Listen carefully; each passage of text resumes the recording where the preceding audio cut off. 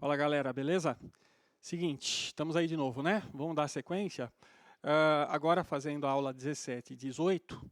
Só que como são duas aulas, o conteúdo é um pouquinho extenso, a gente vai cortar esse vídeo em dois, tá bom?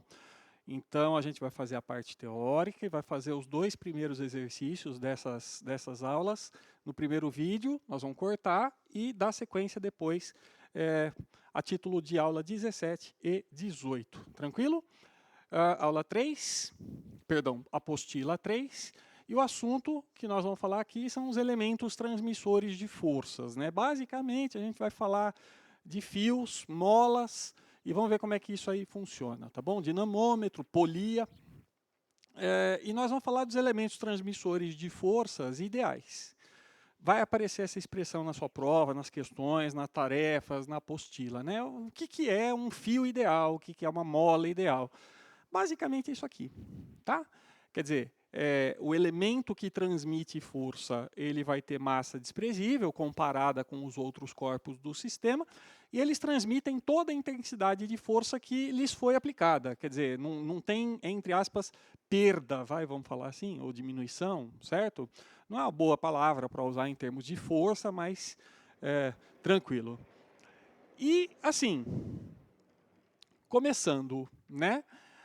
São 4 elementos transmissores de força que nós vamos falar aqui nessa aula, que são o fio ideal, a mola ideal, o dinamômetro ideal e a polia ideal. Características, como é que funciona isso aí? Então, fio ideal inextensível. Inextensível aparece bastante nas questões, né? Um fio inextensível. Quer dizer que ele não pode ser esticado, né? Senão ele funcionaria como, entre aspas, uma mola, né? Teria uma força elástica associada a ele aí, né? Situação de um fio, uma situação hipotética, um caixote, um bloquinho, alguém puxando esse caixote, certo? E aí a gente analisa as forças que agem no caixote e na corda, no fio, tá bom? Eu falo fio porque é o que normalmente aparece nas questões, mas pode raciocinar como se fosse uma corda. Então, pensando nessa situação, camarada puxando um caixote através de uma corda ou de um fio, o fio aí no caso é o elemento transmissor de força, ele não está aplicando força diretamente no caixote, certo? Se eu pegar uma corda, amarrar em você e puxar, eu não estou puxando você, eu estou puxando a corda. Quem puxa você é a corda. Então esse é o mecanismo. Eu puxo a corda puxa você. E tem as respectivas reações, né? Se eu puxo a corda, eu sofro a ação da corda também. E se a corda puxa você, você também puxa a corda, certo? Por isso que a gente diz que a corda é tracionada nesse sentido, ela é puxada nos dois sentidos, correto? Eu puxo você e você puxa a corda. É isso que acontece com a corda, correto? Olha só, esta força seria a força aplicada pela pessoa no meu desenho, na corda, né? E esta força é a força aplicada pelo bloco no meu desenho, na corda. Eu estou analisando aqui as forças que agem na corda, beleza? Pode se acostumar com esse esqueminha aqui, ó, porque vai ser igualzinho na força elástica quando ela é esticada e vai ser igualzinho no dinamômetro, beleza? Não tem muito segredo. E o bloco? Bom, o bloco aqui teria peso inormal, é que eu estou interessado na corda, certo? Mas sim, tem peso inormal, atrito, se tiver atrito. Como que é a tração? Sempre no sentido de puxar aqui, certo? Essa tração, a gente diz que ela é transmitida para o bloco, transmitida pela corda para o bloco. Você está aplicando uma força na corda e a corda está transmitindo isso, o fio está transmitindo isso para o bloco, beleza? Eu vou tentar parar de falar corda, né? Na aula está fio, nas questões normalmente aparecem fio. A mola, mesma lógica, mesma ideia, tá bom? Então, bloquinho, igualzinho. Aqui eu não estou escrevendo quem é quem aí, é o mesmo esquema, certo? A tração aqui, no caso, ela é a própria força elástica, né? Que está sendo o elemento transmissor de força aí, no caso, é a mola. Mas a mola também é tracionada. No caso da mola, né, essa situação aqui, a mola está sendo tracionada, mas no caso da mola, você também tem que pensar, não vai ser o nosso caso aqui nessa aula, mas a mola também pode ser comprimida, né? Então você pode apertar a mola nos dois sentidos, e aí ela te devolve a força oposta, tudo bem? Enfim, Kx, né, o cálculo da força elástica dada pela lei de Hooke, que você já conhece. Tranquilo? No caso do dinamômetro, o que é o dinamômetro? Né? O dinamômetro é um dispositivo que mede a força que age nele. E nesse caso, como ele está no fio, certo? Ele nada mais vai fazer do que te dar o valor da tração, ok? Porque é a tração que age na corda, no fio. E ele está inserido nesse contexto, tá bom? Então, assim, em colégios, normalmente, quando você tem aulas de laboratórios, às vezes tem, é uma pecinha de plástico, assim, com uma molinha dentro, não deixa de ser uma força elástica também. A maioria dos dinamômetros de laboratório escolar trabalha com molas, né? E pelo que a mola estica, pela distensão da mola, você tem como saber o valor do peso que você está pendurando ou da força que você está aplicando. Tranquilo? É isso, mesmo esquema, né? Então, o bloco ele vai sofrer a ação da tração e o dinamômetro também. Dinamômetro, normalmente, a gente representa pela letra D, tá bom? Isso é muito comum em questões, aparece um dinamômetro D e aí tá lá. Mas é um elemento ideal, tá? Sem massa, não é um bloco, não é um objeto que vai fazer parte, entre aspas, do sistema em termos de massa, certo? Para você calcular coisas. E a roldana ou polia, né? Que são aquelas rodinhas, sabe, varal de teto? Varal de teto, você prende os ganchinhos lá no teto, aí põe umas pecinhas lá, tem umas rodinhas brancas que você passa a cordinha do varal nele, é isso, certo? É isso. São as roldanas ou polias. Então, imagina essa situação, que você tem uma roldana presa no teto, né? Os operários também, pedreiros, usam muito isso em obra de 2 andares, tipo um sobrado, telhado, coisa assim.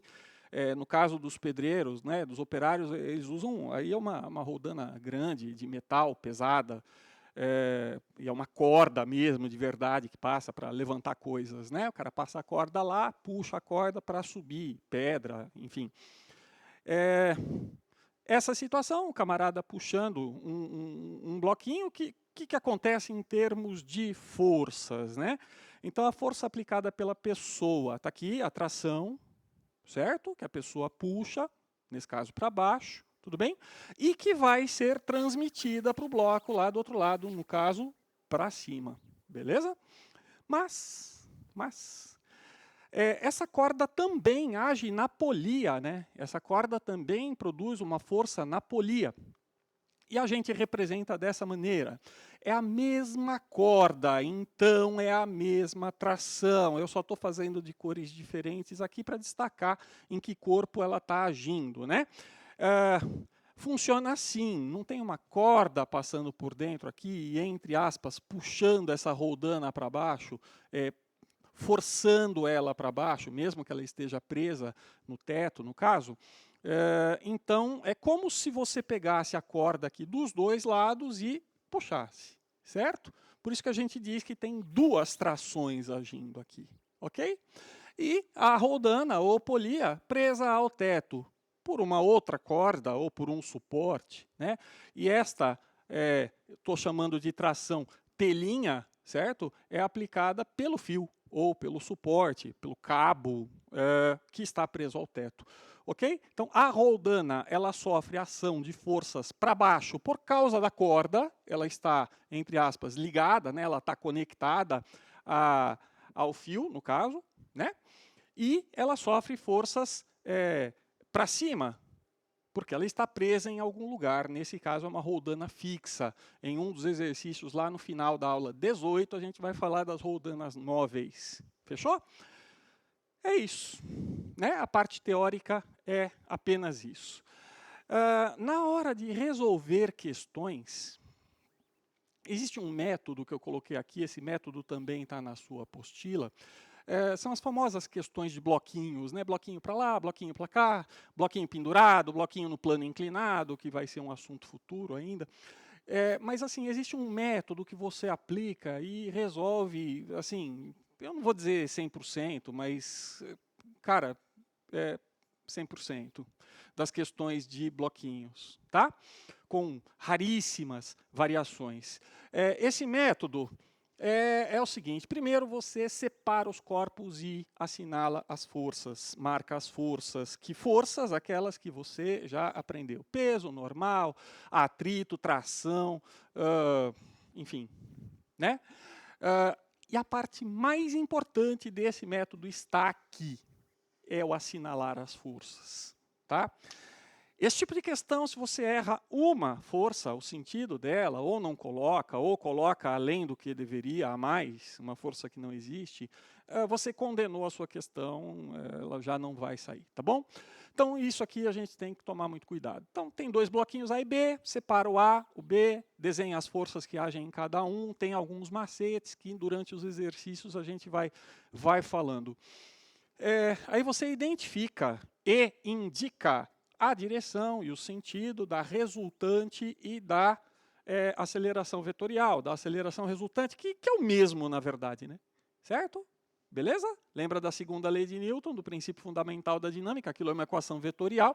Então, a resultante e a aceleração vetorial têm a mesma direção e sentido, você tem que saber para que lado é a aceleração resultante. Para poder aplicar o princípio fundamental da dinâmica, igual a gente fez na aula passada do elevador, né? Se a aceleração é para cima, a resultante é para cima. Se a aceleração é para baixo, a resultante é para baixo. Aqui vai ser a mesma coisa. Se a aceleração é para a direita, a resultante é para a direita. Se a aceleração é para a esquerda, a resultante é para a esquerda. Se a aceleração é para cima, a resultante é para cima. Se a aceleração é para baixo, a resultante é para baixo. Fechado? Aí você vai aplicar o princípio fundamental da dinâmica, segundo a lei de Newton, resultante igual a massa vezes módulo da aceleração, para cada corpo. Então, na sua questão, se a questão tiver um bloquinho, é uma equação. Né? É que aí não está interagindo com ninguém, não é uma coisa assim muito comum, né? Uma questão, só se for uma questão muito simples. Se tiver dois bloquinhos, duas equações. Se tiver três bloquinhos, três equações e assim por diante. Por isso que tem o passo 4 aqui, que é o resolver o sistema. Quando você tem dois bloquinhos, você vai montar duas equações, certo? E em quase a totalidade das questões, você vai ter duas incógnitas. Duas equações, duas incógnitas, resolve o sistema. Se tiver três corpos, vão ser três equações, três incógnitas, resolve o sistema. Tudo bem? Isso aqui, cara, na boa, nem sempre 100% das vezes você vai fazer, porque tem questões que você resolve analisando só um bloquinho. Você não precisa analisar o segundo bloquinho, certo? Então, agora mesmo, eu vou mostrar para vocês, na questão 1, por exemplo, eu não preciso analisar os dois bloquinhos, mas na questão 2 eu preciso analisar os dois bloquinhos, certo? E, assim, não faz mal você, pelo menos, colocar as forças de todos eles e durante a resolução, se você perceber que você não precisa de alguma equação, de algum bloquinho, não usa. Simples assim. Tranquilo? É isso. E aí, vamos lá fazer os dois primeiros exercícios, tá bom? Agora nós estamos mais espertos com essa lousa que corre aqui. E olha só. A primeira questão está aí, na sua tela, né? Duas caixas, A e B, estão apoiadas na sua tela, não, perdão, na sua apostila, né? Você está aí com a sua apostila na mão ou na tela. Duas caixas, A e B, estão apoiadas em repouso sobre uma superfície plana e horizontal. Então, bloquinho A, bloquinho B, né? Sobre a caixa A é aplicada uma força F, horizontal, de intensidade constante, conforme a figura, essa força F, ela vale 40 newtons, está aí na figura. O gráfico representa a variação da intensidade da força AB, FAB, transmitida de A para B, em função da massa de A, MA, mantendo a massa de B, MB, constante. E aí você tem um gráfico, Nesse gráfico está mostrando aí para você o seguinte, ó. Só tem um valor, né? Dois valores, na verdade. Quando a massa de A é 0, a força de A em B vale 40. Quer dizer, basicamente, massa de A valendo 0, o corpo A não existe, certo? E aí a força estaria agindo apenas no corpo B, ok? Agora, se a massa de A é 2 quilos, aí a força F vale 30 newtons, como está marcado no gráfico aí. Diz o seguinte, desprezando o atrito e a resistência do ar, a aceleração do sistema quando a massa de A for 2 kg será qual? Ele quer simplesmente saber a aceleração do sistema quando a massa de A é 2 kg, tá bom? Então, olha só o esqueminha de forças. Vamos lá, agora é a hora da gente entender alguns macetes, né? Que forças agem no A e no B? Então, vamos lá. Primeiro, tanto A como B tem peso, atração gravitacional, peso, força de campo. Tanto A como B estão apoiados na superfície, certo? Não tem atrito, porque a questão disse, desprezando o atrito. Se tivesse atrito, eu iria ter colocado. Nessa questão não tem. Mas estão apoiados, e se estão apoiados, tem a normal, tanto de A como de B. Eu não estou usando notação vetorial aqui, tá? Vamos dizer que não usar os vetores aqui, certo? Eu estou me referindo ao módulo do vetor, certo? Se eu colocar a flechinha, eu estou me referindo ao vetor. Se eu faço isso numa figura, certo? É aceitável. E você poderia, por exemplo, chegar aqui, a massa de A é 2 quilos, fazer isso aqui, PA igual a 20 newtons. Porque eu estou me referindo ao módulo, o vetor está na figura. Isso não é muito indicado, tá bom? Isso não é muito indicado. Seria mais indicado você usar a notação vetorial, ok? Então, ressalva feita, certo? E o bloco B e o bloco A estão em contato, porque quando você empurra o bloco A empurra o B. Por isso que eu chamo de FAB, FBA. No desenho original, o bloco A e o bloco B estão encostados, certo? Então, eu empurro o A empurra o B. Tranquilo? Por isso que tem esse FAB. E aí, ação e reação. Se o A empurra o B, FAB. O B empurra o A, entre aspas, ao contrário, FBA. FAB e FBA são iguais em módulo, mesmo valor, ação e reação. Só têm sentidos opostos e agem em corpos distintos, como já foi discutido com vocês. Tranquilo? Bom, aí olha só a situação, cara, você tem 2 bloquinhos, 2 caixotes, você põe a mão no primeiro, que é o A, empurra ele, né? E aí aquela pergunta que, se a gente estivesse aqui presencialmente e eu fizesse essa pergunta para todo mundo, alguns iam vacilar. Quando eu empurro o bloco A, eu estou empurrando só o A ou os 2 bloquinhos? Pausa para pensar.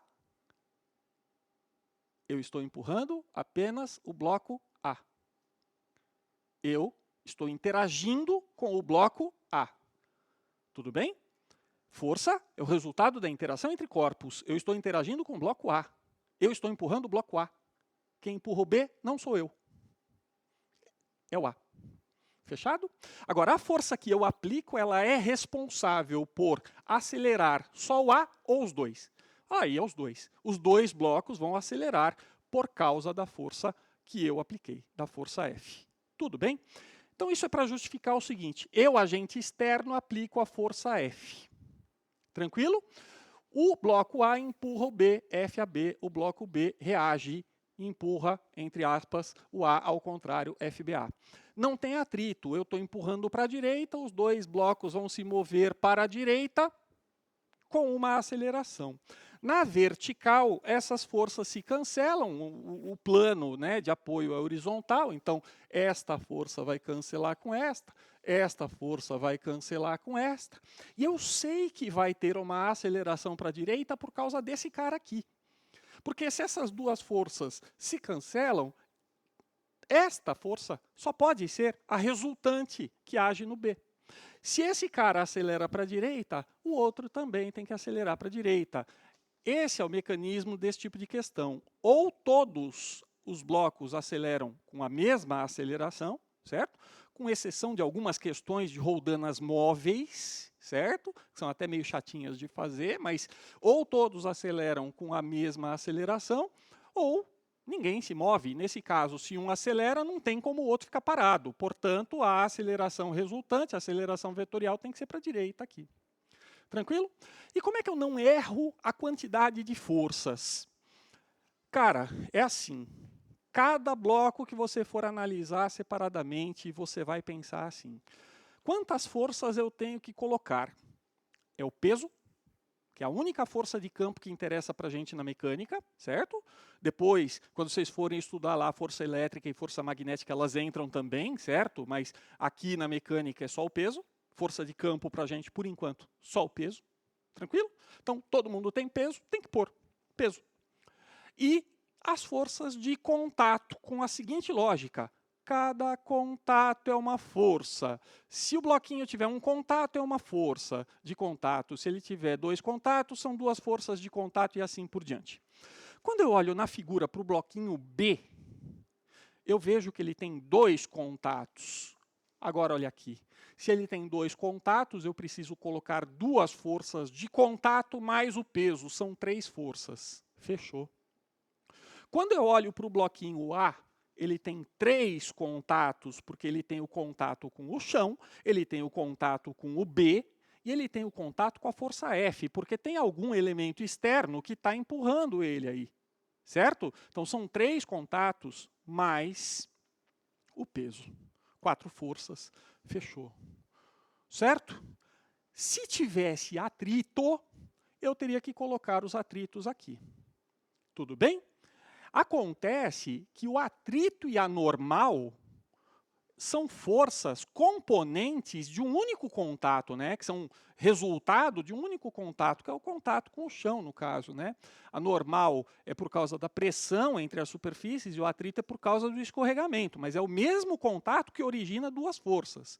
Então, quando não tem atrito, você põe só a normal. Quando tem atrito, você vai pôr a normal e o atrito, mas elas não contam como 2 forças, ou melhor, não são 2 forças, são componentes de uma única força, mas elas contam como um contato só. Então não tem nada de errado quando tiver atrito, tá bom? Se tivesse atrito, eu iria colocar uma força aqui contrária ao escorregamento, aqui também, certo? Mas não ia mudar o número de contatos, porque a normal e o atrito são forças que existem por causa do mesmo contato. Nessa questão, ele pergunta a aceleração do sistema, né? A resolução dessa questão, você pode até montar a equação do corpo B, mas não é necessária. Você vai ver isso na hora que você escrever ela não vai te levar a lugar nenhum. Ou você vai ter todos os valores, ou você não vai conseguir calcular nada com ela, vai ter mais incógnitas do que ela te permite resolver. Nessa questão, para calcular a aceleração, basta a equação do corpo A. Resultante de A, isso é o PFD, certo? Isso é o princípio fundamental da dinâmica aplicada para o corpo A. Tranquilo? Resultante, se a aceleração vetorial é para a direita, a resultante é para a direita. Se a resultante é para a direita, esta força é maior do que esta, por isso que eu estou fazendo F menos FBA. Fechado? F menos FBA é a resultante. Massa de A, estou aplicando a segunda lei de Newton, o PFD, para o corpo A, vezes a aceleração. A força F foi dada no exercício, são 40 newtons, certo? O FBA está no gráfico. Para a massa de 2 kg é 30 newtons. Olá, professor, mas aqui é o FBA e no gráfico está o FAB.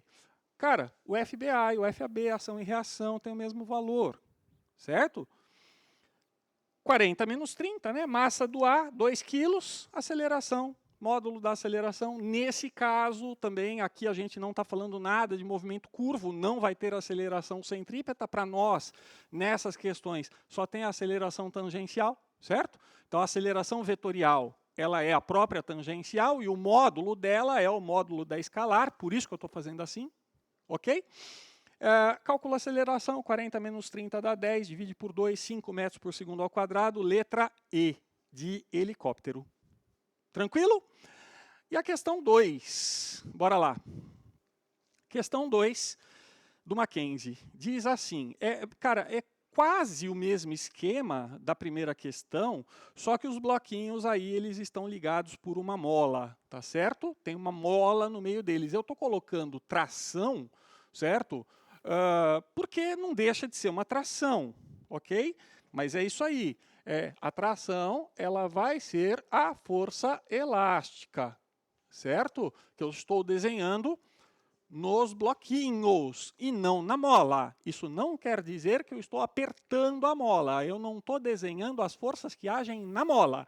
A gente mostrou lá na parte da teoria como são as forças que agem na mola, mas na maior parte das questões você não vai precisar analisar a mola, você não vai precisar analisar o fio, você não vai precisar analisar o dinamômetro. Você vai precisar analisar os bloquinhos, certo? Então, essa questão é assim. Eu puxo o bloco A com a força F. Se eu puxo o bloco A com a força F, o bloco B vai ser puxado pela mola, certo? Então, o mecanismo é, eu puxo o bloco A puxa a mola puxa o bloco B. E vai ter as respectivas reações. Nessa questão vai ter atrito. Tá bom?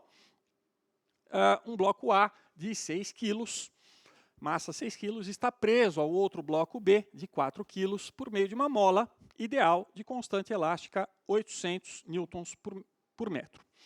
Os blocos estão apoiados sobre uma superfície horizontal e se movimentam devido à ação da força F horizontal de intensidade 60 newtons.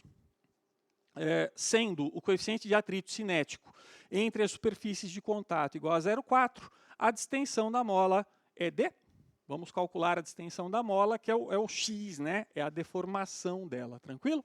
Então, bora lá. Olha o método aí. Separa. Separou. Coloca as forças. Coloca as forças. Peso, já está aí nos dois. E as forças de contato.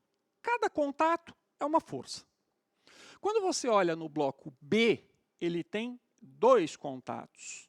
O contato com a mola, o contato com o chão, certo? Mas aqui tem atrito.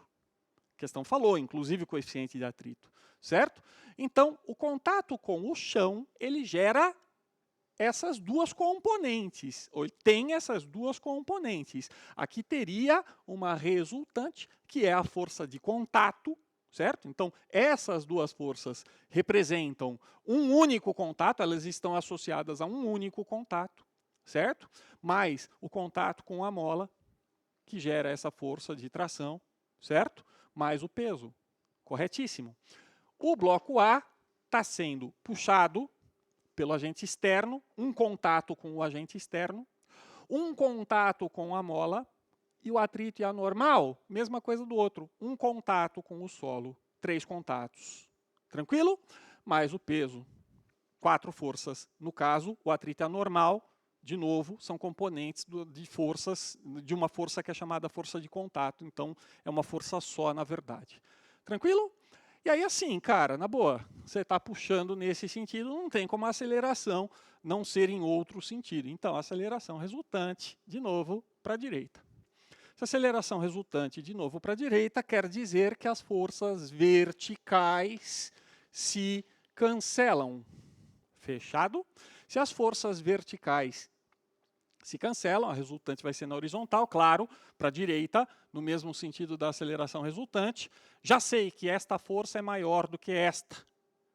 Então, na hora de montar a equação do B, eu vou escrever tração menos atrito. Está aqui. Tranquilo? E neste cara aqui, certo? Se a aceleração é para a direita, a resultante é para a direita, esta força sozinha tem que ser maior do que estas duas somadas. Está aqui. Soma a tração com o atrito e subtrai. Beleza?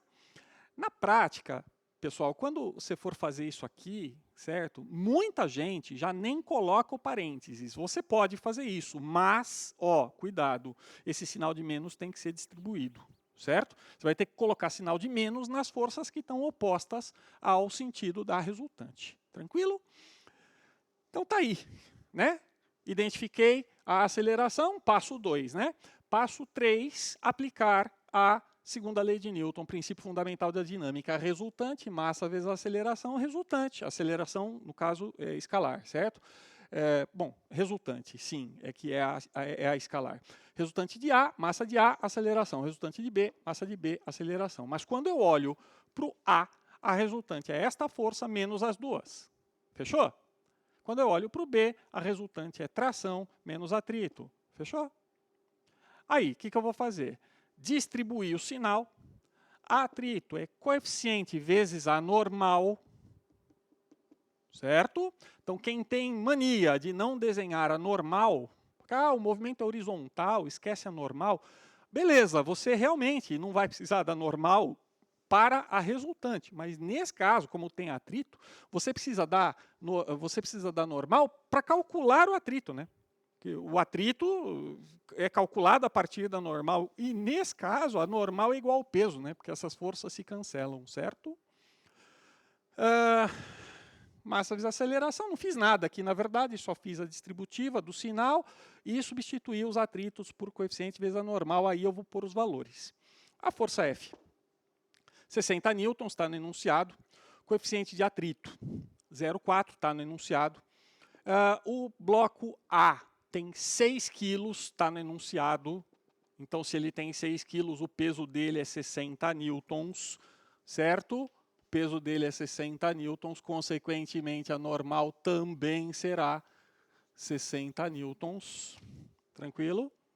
Estou insistindo nisso no começo, tá? Mas assim, que seja automático. 6 quilos, 60 newtons. Ok? O outro é 4 quilos, 40 newtons. Fechado? Então, está aqui, todo mundo. Né? 0,460, 0,440, massa 6, que é a do A, massa 4, que é a do B, e resolve, como eu disse, o sistema. Cada corpo, uma equação. 2 corpos, 2 equações. 2 equações, 2 incógnitas. Temos aqui como incógnitas a tração e o módulo da aceleração. Tranquilo? Resolução de sistema. Se vira nos 30, certo? Vocês aprendem lá com aquele pessoal de matemática, aquele pessoal esquisito, sabe, de matemática, vocês aprendem com ele a fazer isso aí, resolver sistema, por qualquer método, tá? Essas questões, normalmente, a gente consegue resolver por adição. Então, o que eu fiz aqui, ó, isso aqui, 6 vezes 4, 24, isso aqui vai dar 24, 60 menos 24 dá os 36, certo? Aqui, 0,4 vezes 40 dá 16, eu estou simplificando as equações, certo? E eu somo. Somo o lado esquerdo, somo o lado direito. Quando eu somo o lado esquerdo, tem aqui ó, mais t e menos t, vai cancelar. Fica 36 menos 16. 36 menos 16 dá 20. Certo? E eu estou somando, né? 6 mais 4 dá 10. 10A. 6A mais 4A, 10A. Módulo. Tranquilo? Passo 10 dividindo, achei a aceleração. Resolvendo o sistema, achei uma incógnita. Como é que eu faço para achar outra? Volta no sistema, em qualquer equação, e calcula a tração. Nesse caso aqui, eu escolhi a equação de baixo, né? Calculei a aceleração que deu 2, fiz a continha, 24 newtons. Beleza? Acabou, mas eu ainda não resolvi a questão, porque essa questão pediu a deformação da mola, certo? Pediu a distensão da mola, ele usou essa palavra, distensão da mola. Então, vamos fazer a distensão da mola. Eu calculei a tração. A tração nessa questão é a força elástica, certo? A tração é a força elástica, então eu vou fazer o seguinte, se a tração é a força elástica, e a força elástica é Kx. Eu calculei a tração, que é 24. Então, 24 igual, a constante foi dada no enunciado, era 800, né? E isso, 800 newtons por metro, cuidado, 800 newtons por metro, vezes o x vai dar 24 por 800. Simplifica por 8, dá 3 sobre 100. Tranquilo? Simplifica por 8, dá 3 sobre 100. Ou seja, esse x está dando 0,03 metros, porque a constante está em newtons por metro. 0,03 metros, 3 vezes 10 a menos 2 metros, mais conhecido como 3 centímetros. Ok? Esse é o valor da distensão da mola do x, da deformação dela. Beleza, pessoal? Olha só. Fechamos então a questão 2, vai dar a letra A de hábito. Beleza?